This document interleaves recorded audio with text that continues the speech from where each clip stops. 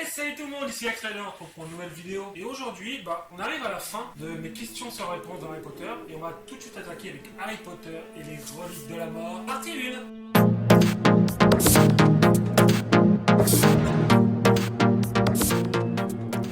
Bon, comme d'habitude, je vais rappeler les règles que je me suis imposées moi pour la vidéo. Je vais répondre aux questions que je pourrais me poser moi en regardant le film. Donc si j'oublie des choses, n'hésitez pas à me poser des questions en commentaire. J'y répondrai comme dans la dernière vidéo avec comme Monsieur Noël B qui nous dit: en découvrant le livre, je me suis demandé pourquoi la scène des films ont déplacé les moments de gloire de Ron au Quidditch du 5 au 6. Alors je vais y répondre à cette question et la réponse est tout simple. En fait, ils n'ont pas vraiment supprimé les moments de gloire dans le film 5 parce que déjà, il n'y a pas le Quidditch dans le 5. Il n'y a aucune scène de Quidditch. Mais dans le 6 aussi, Ron a des moments de gloire au Quidditch qu'ils ont pas mis dans les films et c'est vraiment dommage. Ils ont mis juste le premier match où Ron croyait avoir bu la potion Félix Félicis. Et c'est vrai que c'est vraiment dommage qu'ils n'ont pas mis le Quidditch dans le 5 et c'est vraiment dommage. Et donc la première question qu'on va se poser, c'est qui la personne qu'on voit au tout début du film? On a un peu la réponse, on sait que c'est une ministre de la magie parce que quand ils sont chez les Weasley et qu'ils préparent le mariage de Bill et Fleur, on dit que c'est le ministre de la magie qui arrive. Mais on ne sait pas quand et comment il est devenu ministre de la magie. Donc il est venu ministre de la magie au moment du prince de sang mêlé. Après que le retour de Voldemort soit officiellement dit, donc à la fin du 5, Cornelius Fudge est viré du poste de ministre de la magie et c'est Rufus Grimjour qui le remplace. Il essaye de rencontrer Harry à plusieurs reprises et il profite de Noël quand Harry est chez les Weasley pour discuter avec Harry pour savoir où part Dumbledore. Donc ensuite on arrive au moment des Dursley qui disent qu'ils sont plus en sécurité. Mais pourquoi ils sont plus en sécurité? Avant ils étaient en sécurité. Alors pourquoi maintenant ils sont plus en sécurité? Tout ça a à voir avec le sacrifice de Lily. Quand Lily s'est sacrifiée, comme je vous l'ai expliqué, elle a donné à Harry une forte protection. Tant qu'il est proche du sang de sa mère, Voldemort ne peut pas l'atteindre. Tant qu'il est proche de sa tante, Voldemort ne peut pas aller au 4 Private Drive. Mais une fois qu'il aura 17 ans, donc une fois qu'il sera devenu un homme, toute cette protection part. Et donc on apprend dans le livre que l'Ordre du Phénix a décidé de protéger la famille de Harry, donc son oncle, sa tante et son neveu. Et donc c'est comme ça qu'il décide de partir du 4 Private Drive. Et on a vraiment une scène touchante qui a été dans les films et qui est une scène coupée. C'est Dudley qui dit au revoir à Harry. Et ça c'est vraiment dommage qu'on l'a vu parce que c'est vraiment une rédemption à Dudley.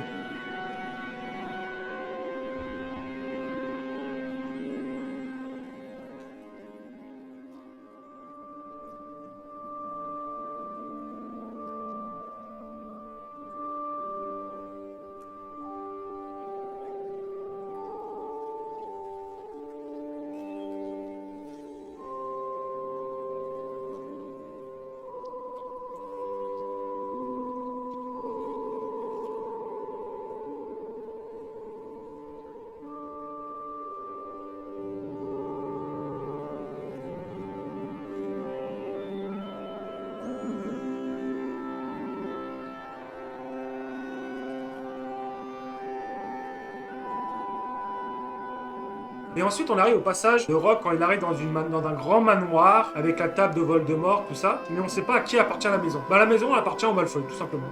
Voldemort a pris la maison des Malfoy pour installer son quartier général. Et donc, après toute cette scène, il y a donc Harry qui fait le tour de la maison, tout ça. Et on voit tout le monde débarquer. On voit Hagrid, Ron, Hermione, Tonks, Lupin, Kingsley, Bill, Fleur, Mondingus, Folleuil. Et Bill dit qu'il s'est fait ses cicatrices par un loup-garou du nom de Greyback. Mais comment il s'est fait ces cicatrices? On ne le sait pas. On n'a jamais su comment il s'est fait ces cicatrices. Cette cicatrice, il a droit dans Le Prince de Sang Mêlé, pendant la bataille quand les Mange-Morts ont envahi Poudlard. Bill affronte Greyback et il se fait mort par Greyback. Et donc tout le monde a peur qu'il devienne à moitié loup-garou. En vrai, il n'est pas vraiment un loup-garou, c'est pas vraiment un loup-garou, il a juste envie de viande saignante. Et c'est comme ça, en voyant que Fleur aimait toujours Bill, que Madame Weasley, a accepté que Bill se marie avec Fleur de la Cour. Et aussi une autre question qu'il devrait vous poser, c'est depuis quand ils sortent avec Fleur de la Cour. Donc le fait que Bill et Fleur sortent ensemble, ça a commencé au moment de Harry Potter et l'Ordre du Phénix. Donc Bill a arrêté son travail pour Gringotts et a décidé de prendre un emploi en bureau. Donc il est revenu à Londres au lieu d'être à l'étranger pour justement aider l'Ordre. Et Fleur a accepté un travail à mi-temps chez Gringotts pour améliorer son anglais. Et Bill lui donnait beaucoup de leçons particulières. Et ensuite, Folleuil parle de la trace. Mais il explique pas trop. Il dit, si tu te mouches, le mystère se saura. Mais comment ça marche en fait? En fait, la trace est placée sur tous les sorciers mineurs et est enlevée à 17 ans, quand ils deviennent des adultes. Cette trace leur permet justement de savoir si un sortilège est lancé dans une zone délimitée. C'est comme ça qu'ils ont su que Harry avait lancé le Patronus. C'est comme ça qu'ils ont su que Dobby avait utilisé un sortilège de lévitation et ils ont cru que c'était Harry. Ensuite, on pourra se poser la question pourquoi Harry est avec Hagrid. On n'a jamais vraiment... Parce que si le but c'est de le cacher à Voldemort, bah ça serait assez bête de le mettre avec Hagrid parce que Hagrid il est très reconnaissable. Mais en fait, l'explication c'est que Voldemort sait que Harry vole très bien sur un balai parce que Rogue lui a tout dit. Donc, il préfère éviter de le mettre sur un balai déjà pour pas se faire repérer trop vite et surtout pas avec un membre de l'Ordre du Phénix très puissant comme Kingsley ou justement Folleuil parce que c'était trop évident. Donc ils ont préféré mettre Hagrid qui peut pas faire de magie donc qui peut pas vraiment se défendre pour essayer de brouiller un peu les pistes. Et ensuite donc il arrive au terrier, tout se passe correctement, il y a le mariage de Bill et Fleur, puis on a une sphère bizarre qui apparaît qui dit que le ministre est mort et ensuite il y a des mange-morts qui débarquent. Mais comment ils ont su où était Harry? Parce que normalement on ne devrait pas le savoir. Bah faut savoir déjà que Harry ne va pas directement au terrier après le passage des 7 Harry. En fait il va chez Tonks, les parents de Tonks, donc les parents de Nymphadora Tonks, donc son père et sa mère, peut après être envoyé au terrier grâce à un porte-long. Bah faut savoir quand le ministre est mort, ils ont envoyé des mange-morts et des agents du ministère de la magie dans tous les endroits susceptibles de abriter Harry. Donc chez les parents de Tonks, chez Maugret, chez tous les membres de l'Ordre du Phénix. Ensuite, on arrive au moment du café et les moments où les mange-morts débarquent. On n'a vraiment jamais su comment ils ont retrouvé. Parce que c'est vraiment un coup de chance que 2 mange-morts débarquent justement dans un café et trouvent Harry et Hermione et Ron. Non, en fait, la réponse est simple et complexe en même temps. Simple parce que c'est juste parce qu'il a dit Voldemort, mais complexe parce qu'on aurait pu avoir l'explication, elle a été facile parce qu'une fois que après que Ron ait quitté le groupe, il apprend que le nom de Voldemort était soumis au sortilège du tabou.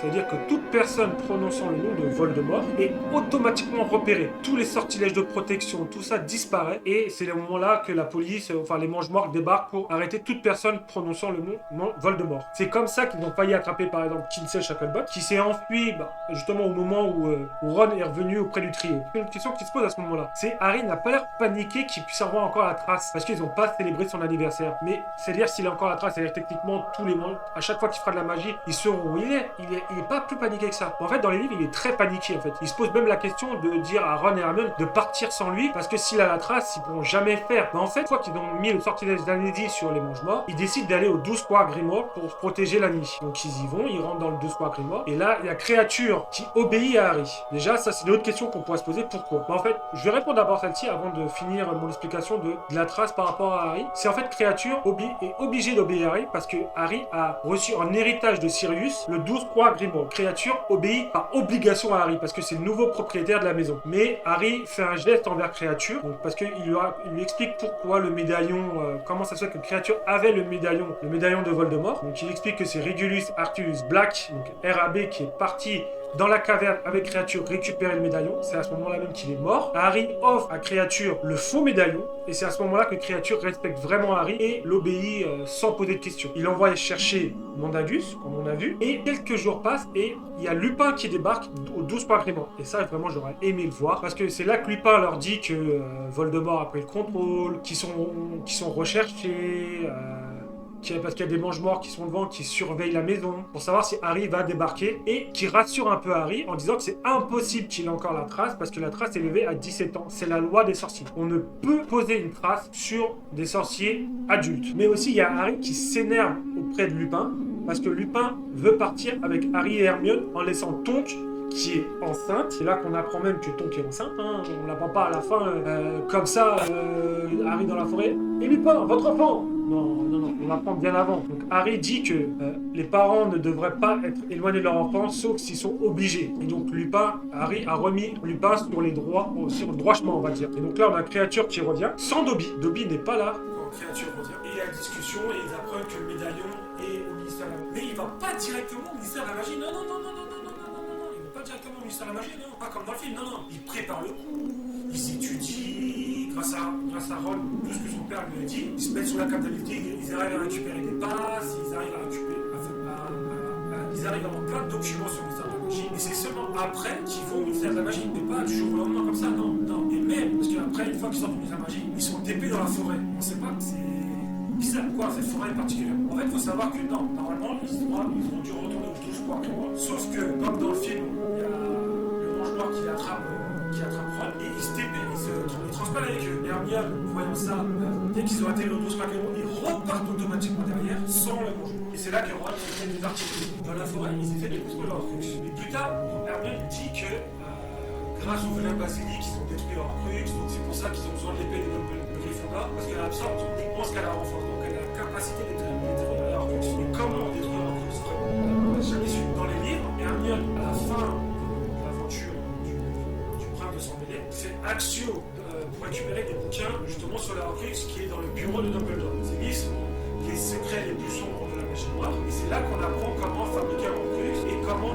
le détruire. Et il faut détruire l'objet sans qu'il puisse se réparer. C'est-à-dire, par exemple, comment vous expliquer ça simplement. En fait, pour dire simplement, on ne peut pas simplement casser l'objet, il faut vraiment le détruire, qu'il ne puisse pas se réparer. Parce qu'il y a un morceau d'âme à l'intérieur, il va réparer l'objet. C'est pour ça que Harry n'est pas mort dans la partie d'âme qui en Harry n'est pas été détruite dans la chambre des secrets à cause du venin du basilic, parce que Harry a reçu les larmes de Fixec, donc il n'est pas mort. Donc la partie d'âme a pu se reconstruire d'elle-même. Et pour vraiment le détruire, il faut vraiment impossiblement que l'objet ne puisse pas être réparé. C'est pour ça qu'il y a très peu de trucs qui marchent. Le venin du basilic, mais aussi le feu démon. C'est comme ça qu'il détruit le diadème. Le diadème, on en reparlera dans la vidéo suivante. Ensuite, on arrive au passage de Godric's Hollow.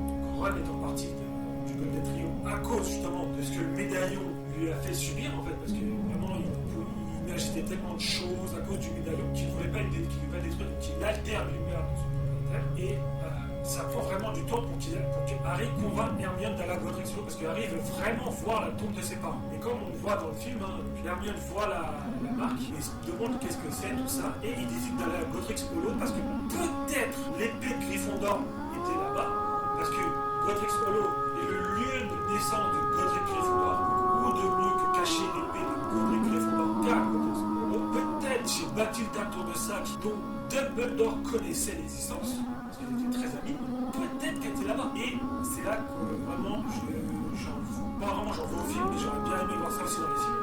C'est quand ils arrivent à Godric's Hollow, il y a une stèle au nord, on voit que Harry a le voit, et en s'approchant, elle se transforme en une statue de Harry, James et Lily. Déjà, c'est vraiment superbe, on va dire, émouvant à lire. Et en rentrant dans le cimetière, donc Hermione trouve la tombe de Pévrel, mais aussi la tombe de la mère et la sœur de Dumbledore, ce qui vraiment frustre Harry, parce qu'on disait tout le temps que Dumbledore était négligé parce qu'elle était une sangle, était une craque-molle, que vraiment Harry doute du vol de Dumbledore, et ensuite il voit la tombe de ses parents.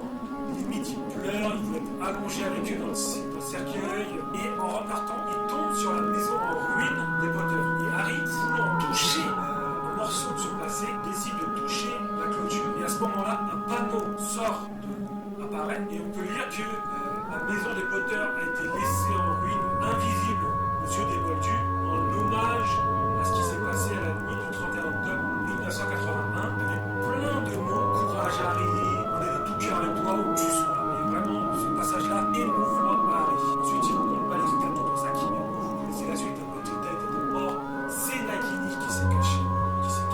Harry est attaqué, casse sa baguette, transplane, on entend se parler par contre. Il voit dans l'esprit de Dumbledore la nuit où ses parents sont morts.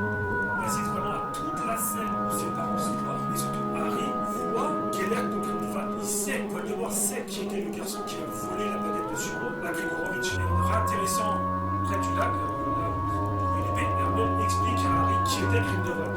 On explique que Dumbledore était très ami avec lui. Il y avait dans le livre de Rita Skeeter une lettre que Dumbledore a envoyée à Grindelwald pour le plus grand bien, disant que pour diriger les Moldus, il ne faut pas faire les usages de trop violence, tout ça. Et Harry étant vraiment frustré de tout ça, dit à Hermione d'aller se coucher, qui va prendre le premier tour de garde, laisse-moi ta baguette, tout ça. Puis vient le passage de la biche argentée. Là où quand Harry va chercher l'épée, je me suis toujours posé la question de pourquoi il suit cette lueur argentée, pourquoi il la suit comme ça de bon cœur. Dans les livres, Harry se dit qu'il n'est pas en danger avec cette biche parce que c'est un patronus, donc c'est forcément qu'elle veut du bien. Il arrive au niveau du lac et il voit l'épée, et dans le film il plonge direct. Pourquoi? L'eau elle doit être gelée. C'était gelé, elle va être froid, là, à moins de 0 degré l'eau. Pourquoi il ne sait pas action épée? Pourquoi il plonge dans le lac? En fait, on apprend ça bien plus tôt dans le 2, parce que Dumbledore a dit que seul un vrai Gryffondor pour récupérer l'épée de Gryffondor. Mais qu'est-ce que fait un bon Gryffondor, un vrai Gryffondor? Pour ça, il faut monter le chapeau. Seul seuls les plus hardis, les plus courageux sont acceptés. Et donc on va récupérer l'épée. Pour récupérer l'épée, il faut faire preuve d'un énorme courage. Et c'est pour ça que Harry plonge dans le lac. Bon, après qu'il ait récupéré l'épée, Harry, il y a Ron qui l'a sauvé, il détruit. Après, il retourne à la tente chercher Hermione, qui est vraiment calme. Pareil, parce que dans le livre n'a pas vraiment un cap sur Ron, parce qu'il est parti l'abandonner. On apprend aussi que Ron, dès le moment où il est parti, regrettait d'être parti. Il voulait retransplaner pour les retrouver, mais il s'est fait attraper par des fleurs, tout ça, et il est parti chez Pilefleur. Je vais expliquer ça plus. Après, il retourne dans la tente, plusieurs jours se passent. C'est là qu'ils apprennent justement l'histoire du tabou. Et ensuite, Hermione leur dit qu'ils veulent aller voir Xenophilus Lovegood, parce qu'il portait le médaillon bizarre avec le triangle, la baguette et le cerf. Savoir ce que c'était. Donc, ils vont en chercher chez eux. Ils savent pas, il habite où. C'est Ron qui dit, ouais, quand ils parlent des Lovegood, c'est toujours à côté de chez eux, tu vois. Donc, ils transplane près du terrier. Ron dit, bah, ça fait bizarre, à côté, de ne pas pouvoir aller les voir. Et Hermione leur dit, ah, pourtant, t'étais à Noël. Et c'est là que Ron dit que non, il était pas au terrier à Noël, qu'il était chez Bill et Fleur, que Bill n'a rien dit sur le fait qu'il a abandonné Harry parce qu'il voyait qu'il regrettait beaucoup. Et c'est là qu'on va tomber sur la maison des Lovegood avec les ballons dirigeables, comme on peut voir dans le film. Après le passage de Xenophilus Lovegood, il transplane pour aller dans la forêt et on voit direct les rafleurs. C'est bizarre. C'est vraiment pas de chance pour Golden Trio. C'est vraiment pas de chance. Vous imaginez, il transplane et il y a direct les rafleurs. Voilà, c'est pas comme ça dans le film.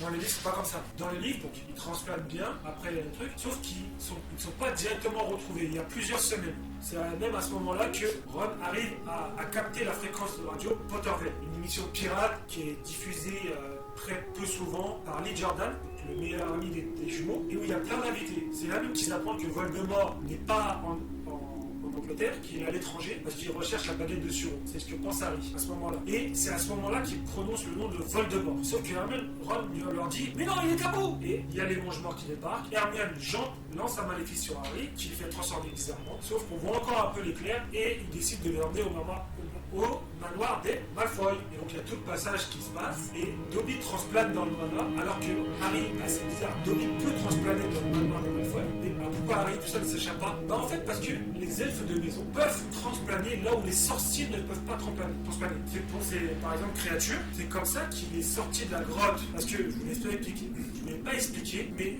pour tester le système de défense de la caverne, Dumbledore a pris créature et l'a fait boire la potion. Et ensuite, Régulus a ordonné à la créature de revenir. Donc il a transplané chez eux et c'est là que Régulus a vu le vrai visage de Voldemort. Et c'est pour ça qu'il voulait tant le faire tomber. Ensuite, une fois que Dobby est apparu, il dit de faire sortir tout le monde. Et Ron les envoie à chômer au coquillage, comme je vous ai parlé, là où il dépile les fleurs. On voit que le verre qui débarque et qui se fait stupéfixer. Et après, on n'entend plus jamais parler de lui. Mais comment il est mort?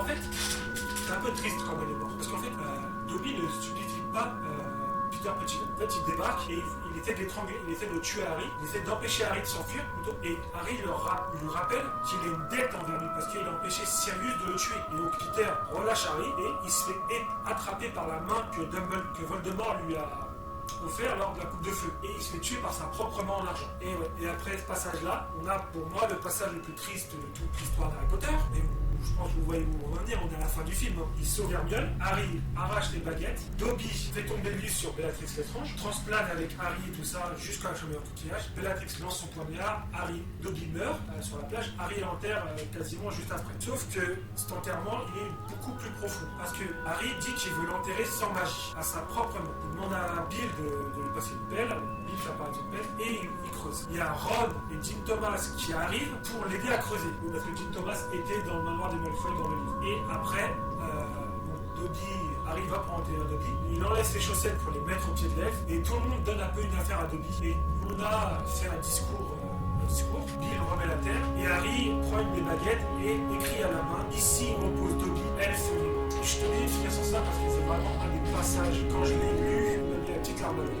Encore une fois, et donc on arrive à la fin de cette vidéo. Il n'y aura pas comme la dernière fois ce que j'aurais aimé voir, parce que je vous mets ça pour la deuxième partie.